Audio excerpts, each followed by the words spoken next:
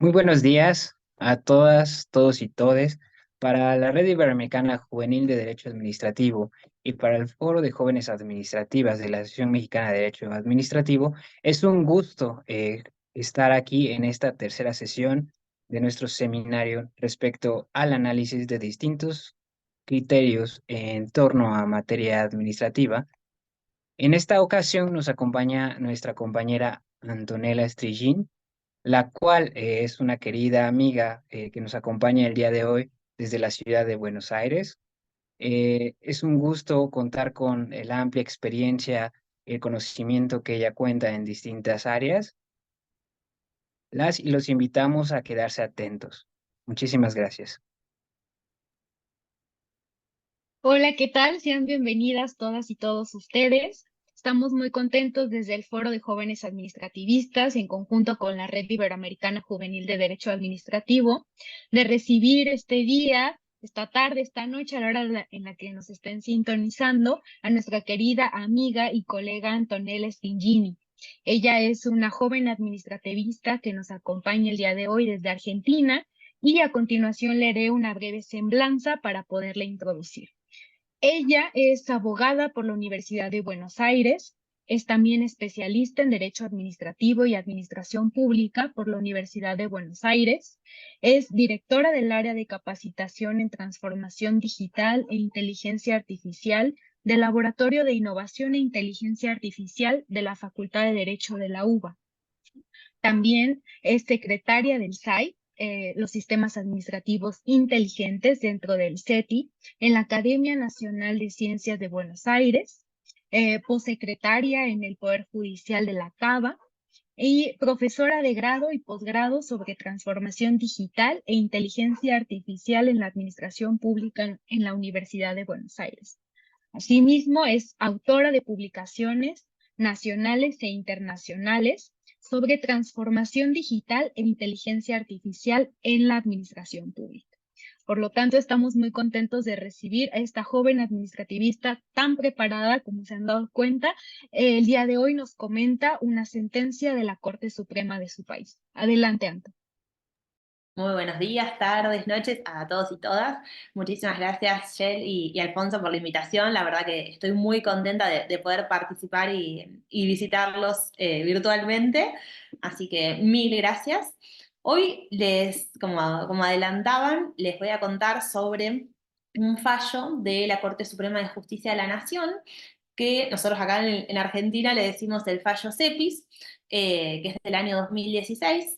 Los autos, se trata del Centro de Estudios para la Promoción de la Igualdad y la Solidaridad y otros contra el Ministerio de Energía y Minería sobre amparo colectivo. Es un caso, si bien es del año 2016, lo traigo aquí para comentar, porque tiene gran relevancia. Ha sido un caso que marcó un antes y un después dentro de nuestro país para el derecho administrativo y que hoy en día tiene plena vigencia, y todos estamos mirando ese fallo para el tema que lo trae a colación.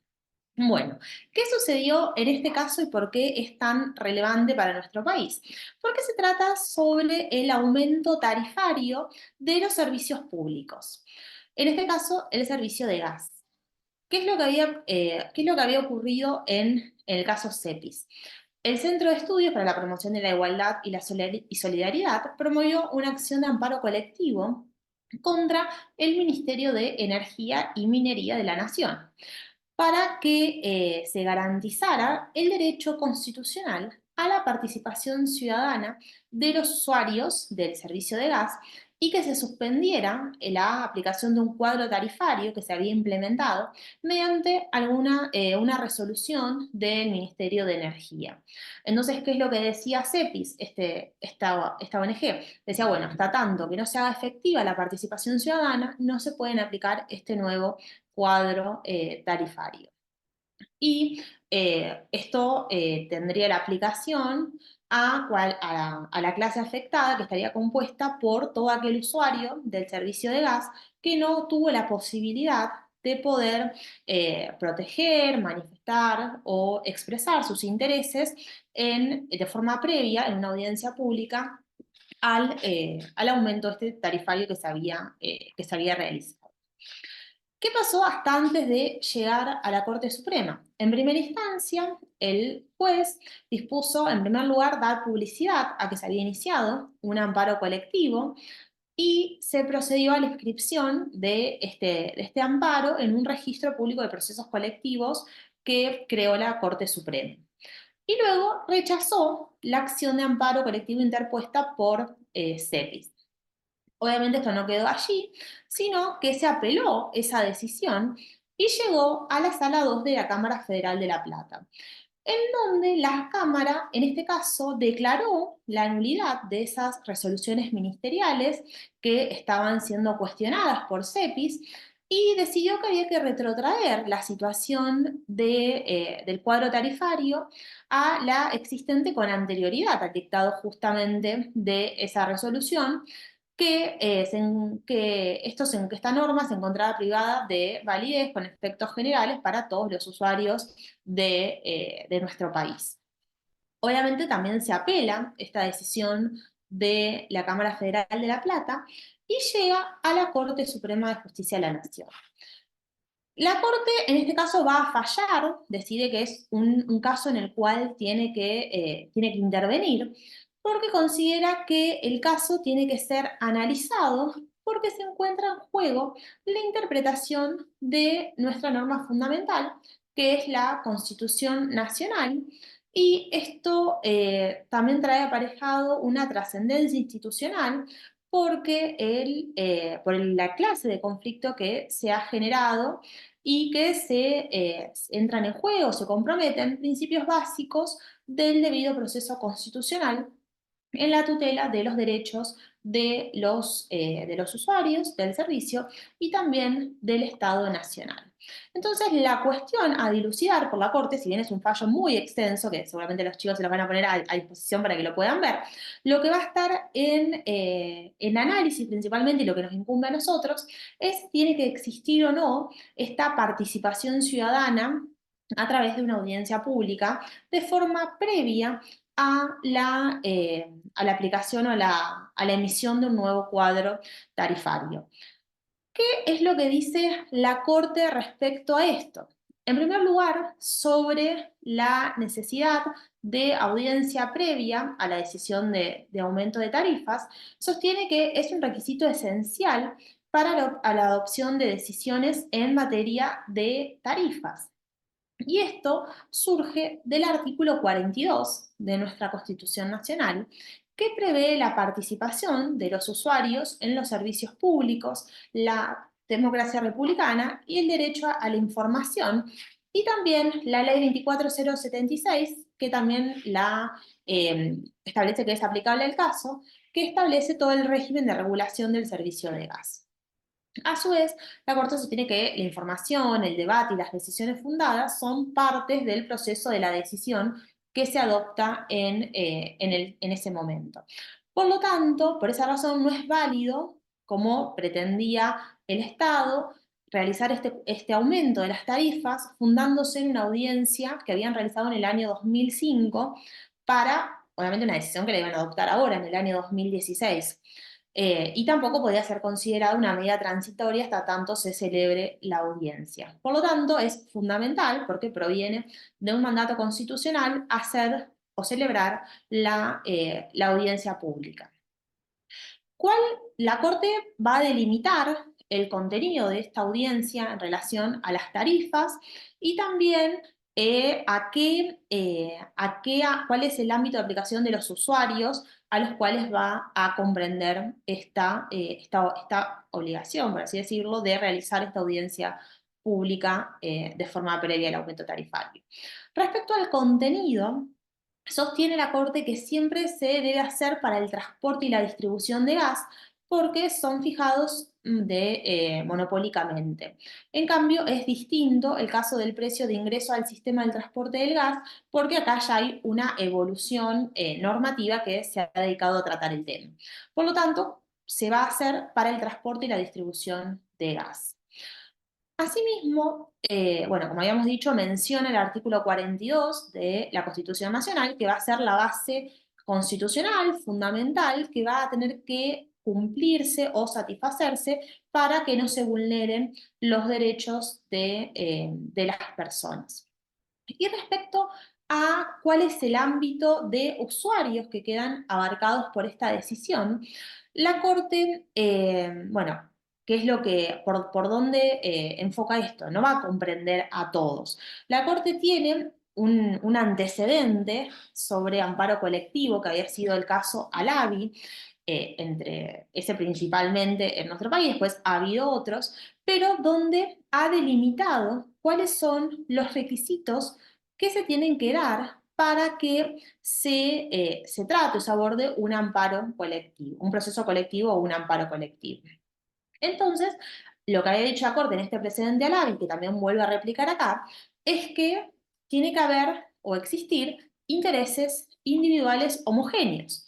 Es decir, tiene que haber una causa común que en el caso sería la falta de audiencia, pero en este caso no hay homogeneidad. Entonces, esto es un elemento muy importante, dice la Corte, porque está en juego la libertad de las personas en cuanto a poder disponer de su patrimonio. Pero en el caso, el único grupo homogéneo que reúne estos elementos que define la Corte en el caso Alavi es el de los usuarios residenciales, que se trata de los ciudadanos a los quienes les va a resultar difícil, antieconómico, hacer una demanda por cada uno. Imagínense que cada uno, porque le aumenta la tarifa, tendría que contratar un abogado, ir a tribunales. Entonces, ese sería el grupo afectado porque cumple con estos requisitos, esta falta de, esta cuestión antieconómica que les podría generar y difícil de cada uno ir iniciando esta acción individual, y por eso a ellos se les afecta el acceso a la justicia y pueden ser representados en una sentencia colectiva, como va a terminar siendo el caso Cetis. Entonces, la Corte fija que solamente la sentencia que va a emitir va a tener efectos respecto de ese colectivo. Después, el resto de las decisiones que se haya adoptado el Poder Ejecutivo Nacional en relación a la tarifa social y a la protección de los sectores más vulnerables también se tienen que mantener.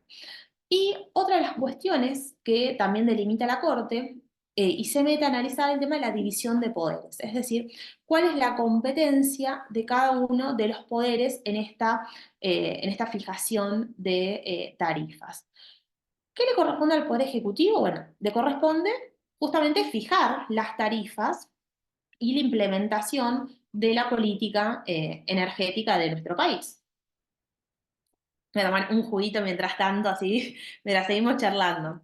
Dejé el vino, pues como les decía, vinimos de muchos días intensos, así que seguimos con el jugo de naranja.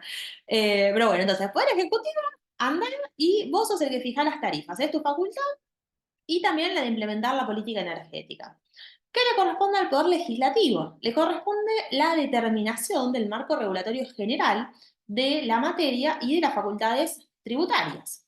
Y el Poder Judicial, ¿qué es lo que tiene que hacer? Tiene que controlar justamente si las tarifas se ajustan a la Constitución Nacional y a la ley y obviamente su razonabilidad.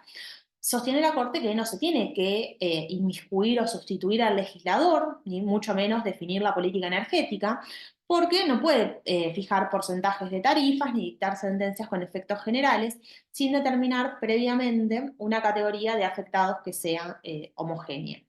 Entonces, el tribunal señala que se han dictado sentencias vinculadas con la magnitud del aumento tarifario sin distinguir las categorías de usuarios, tratando de manera igual a situaciones heterogéneas, y eso ocasionó que se hayan apartado de la jurisprudencia de la Corte, que debe ser respetada.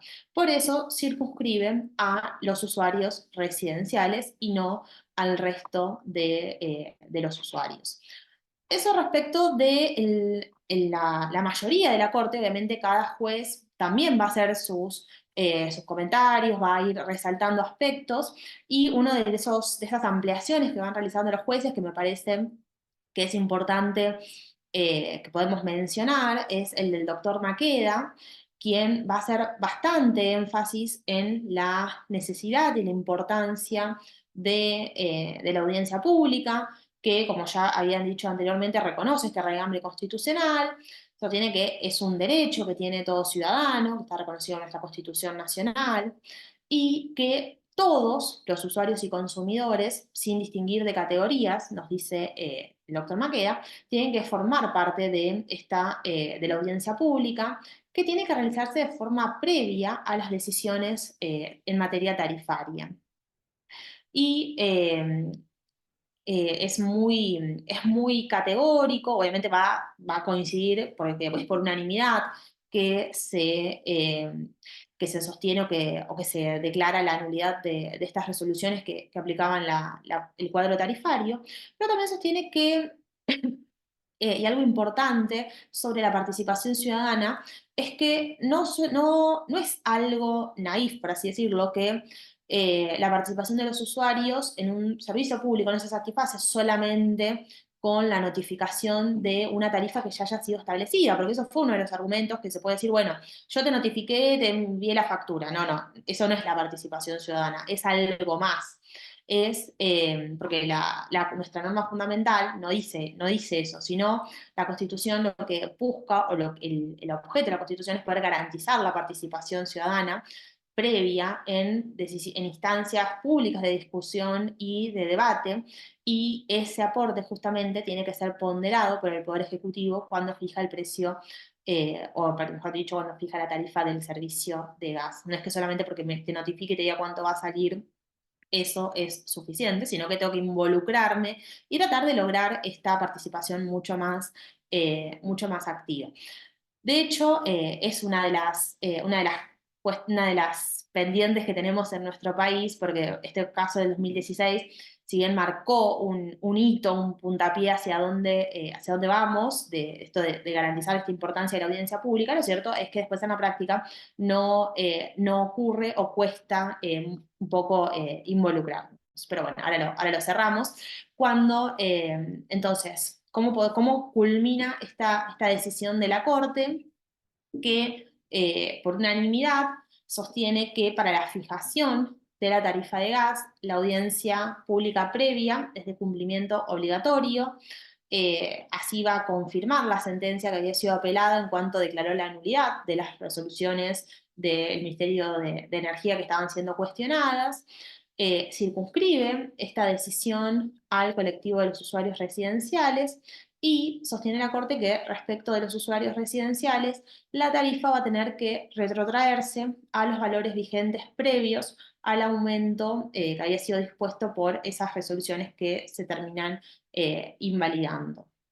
Y bueno, obviamente se recuerda a los tribunales el riguroso cumplimiento que tiene que tener la acordada de la Corte Suprema de Justicia de la Nación sobre los procesos colectivos. Como les decía, este caso es un hito a nivel país y para el derecho administrativo. Si bien es del año 2016, ya pasaron varios años, lo cierto es que tiene plena vigencia.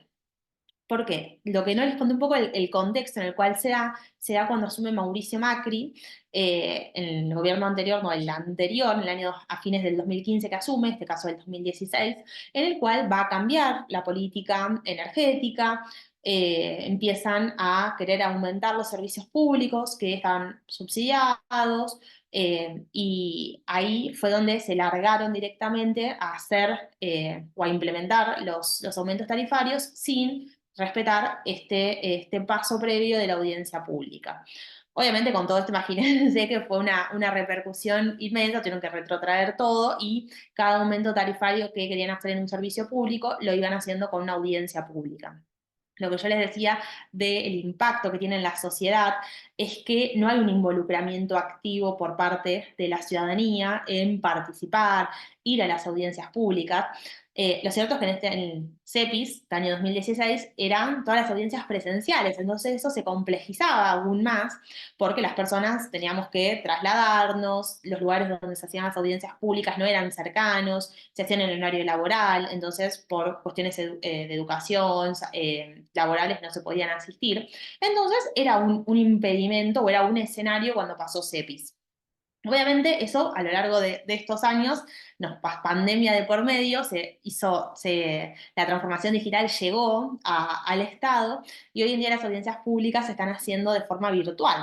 Entonces es mucho más amigable o nos permite desde cualquier lugar en el que estemos poder participar y de hecho se han ido incrementando la asistencia ciudadana, les digo yo, porque obviamente ONG y autoridades y organismos del Estado participan siempre, pero el ciudadano de a pie, por así decirlo, estudiante de Derecho, aún no se ha involucrado, no se ha generado ese interés por participar. Bueno, de hecho les cuento, en la Facu siempre doy este caso en Derecho Administrativo cuando vemos servicios públicos y yo les pregunto a los chicos o chicas cuántos han participado en una audiencia pública y la respuesta siempre es negativa a coro y somos 70, 75 por curso. Y también me dicen, bueno, pero a veces ni siquiera sabemos de que existe. Entonces, para mí la trascendencia tiene que ir un pasito más allá, porque todo bien, la Corte obviamente marca un hito súper importante, es decir, la audiencia pública tiene que existir de forma previa, obviamente no va a ser vinculante, pero tiene que ser tenida en cuenta. Pero si no se garantiza la publicidad, los incentivos para que las personas participen, lo cierto es que no terminan participando. Entonces, ¿hasta qué punto se logra o no ese fin de garantizar esta hermosa participación ciudadana que bueno, decía Maqueda y todos los integrantes de la Corte con tanto ímpetu, es decir, es un derecho, tiene que cumplirse, y después en la práctica se termina volviendo abstracto? Pero bueno, eso más como una crítica como sociedad también, de involucrarnos.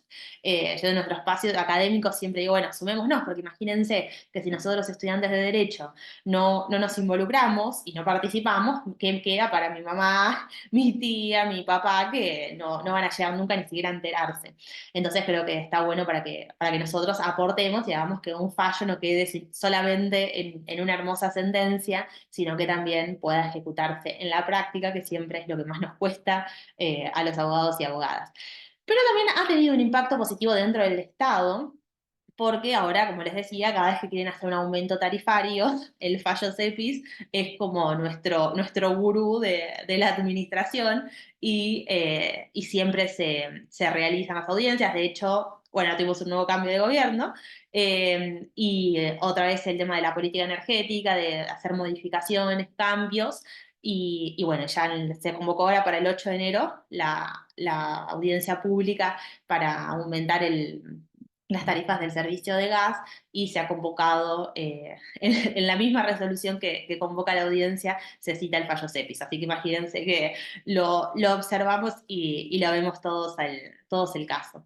Pero bueno, en líneas generales es un gran avance en la materia, está buenísimo, y también poder usar, como decía, estas nuevas herramientas digitales que tenemos disponibles para hacerlo más amigable, más fácil, poder difundirlo y realmente participar todos y todas de estos mecanismos que lo que buscan y que lo que buscan el objetivo es garantizar este involucramiento. Como yo siempre les digo a mis alumnos y alumnas, imagínense que si van 10 personas y te dicen que no puede valer más de tal monto el servicio de gas, no va a estar lo mismo que si vayan 10 millones de argentinos a decirte no, más que esto no. Entonces es súper importante y necesaria la participación de todas y todas, y bueno, por eso la relevancia de este caso.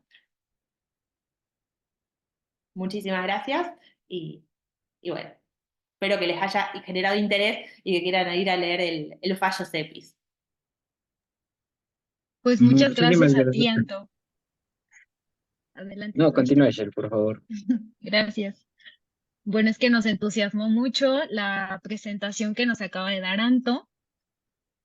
A mí me parece siempre muy interesante la realidad que está detrás de la sentencia, y el que nos lo puedas compartir es muy enriquecedor para toda nuestra audiencia, seguramente para los jóvenes administrativistas que nos escuchan en Argentina será súper interesante, también en México y en todos los países de Latinoamérica en donde nos sintonicen, pues justamente porque nos permite hacer ese contraste de pues de criterios que se dan en cada una de las sentencias que emiten nuestras Cortes Supremas. En el caso de México, bueno, lo que más me sorprendía de la sentencia, a pesar de que hay muchísimas cosas que extraerle y que profundizar, a mí me gustaría hacer énfasis en que, pues en México es impensable que se pueda tener intromisión de la opinión pública en el establecimiento de impuestos.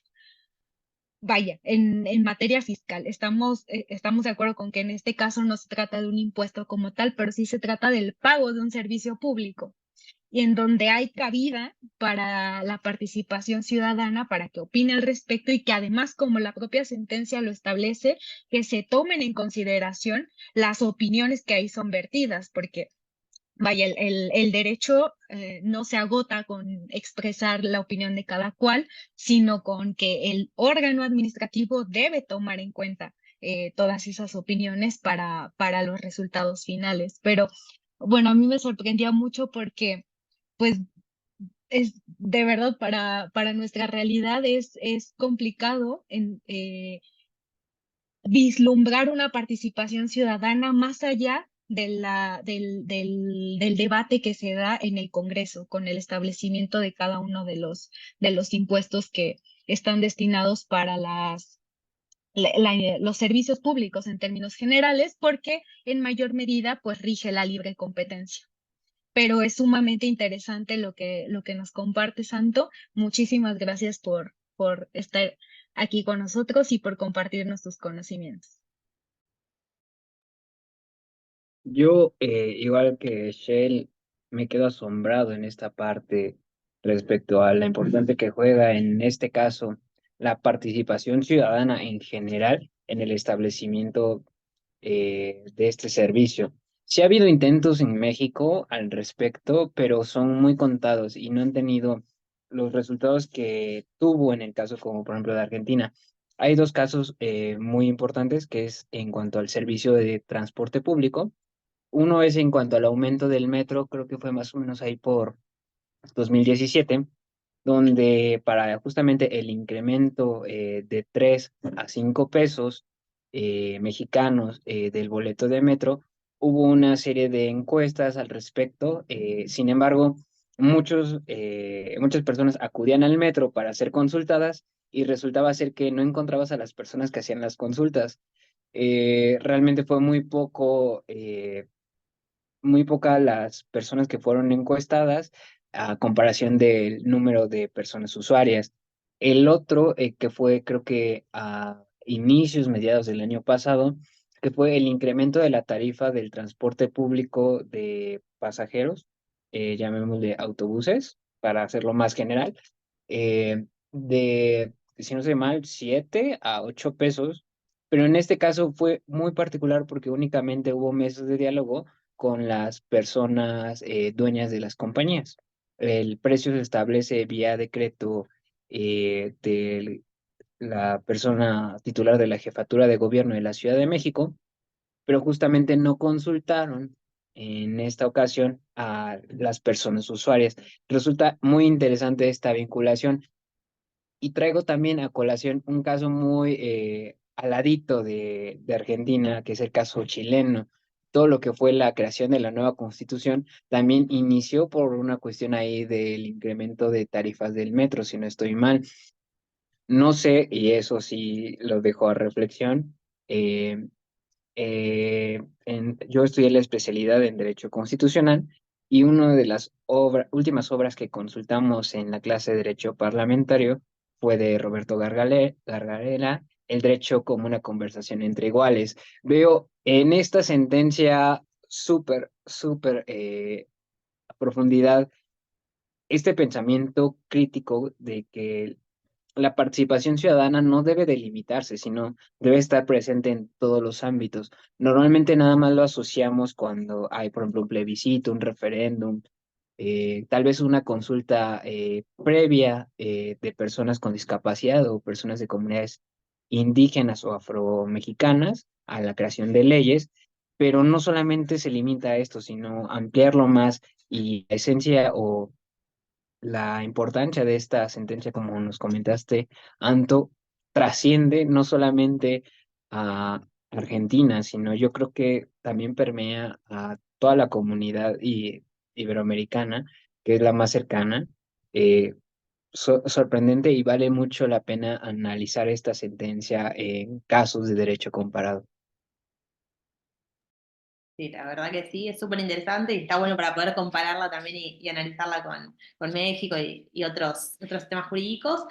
Así que bueno, espero que la puedan ver, leer y tiene un montón de cosas más, como decía Shell, para poder analizar, pero bueno, por ahí creo que íbamos con lo más importante o por lo menos lo que más ha sido destacado por aquí. Mil gracias por la invitación y bueno, espero que les haya sido de su interés.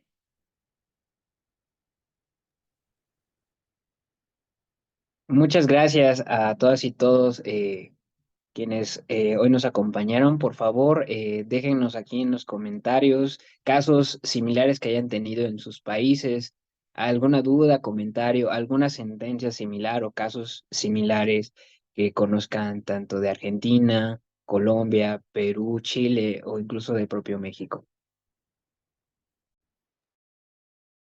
Muchas gracias también desde el Foro de Jóvenes Administrativistas por sintonizarnos.